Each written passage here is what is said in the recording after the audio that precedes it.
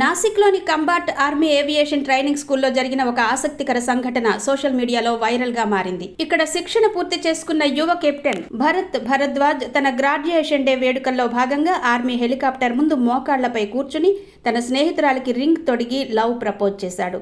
ఊహించని ఈ పరిణామానికి ఆమె సిగ్గుపడుతూ ఎస్ చెప్పడంతో అక్కడున్న వారంతా చప్పట్లతో శుభాకాంక్షలు తెలిపారు.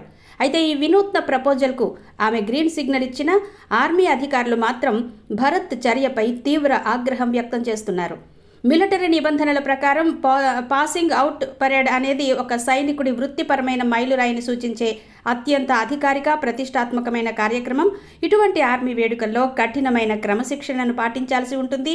అయితే కెప్టెన్ భరత్ ఒక అధికారిక సైనిక కార్యక్రమాన్ని, ఆర్మీ ఆస్తులను తన వ్యక్తిగత వేడుకల కోసం వాడుకోవడం డిఫెన్స్ టెక్నికల్ పబ్లిసిటీ రూల్స్తో పాటు సైనిక వేడుకల అంతర్గత ప్రోటోకాల్ను పూర్తిగా ఉల్లంఘించడమే అవుతుందని ఉన్నతాధికారులు స్పష్టం చేశారు.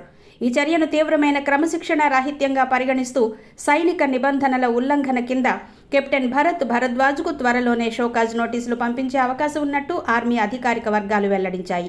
నిబంధనల ప్రకారం అతడిపై తగిన క్రమశిక్షణ చర్యలు తీసుకోనున్నట్టు అధికారులు పేర్కొన్నారు.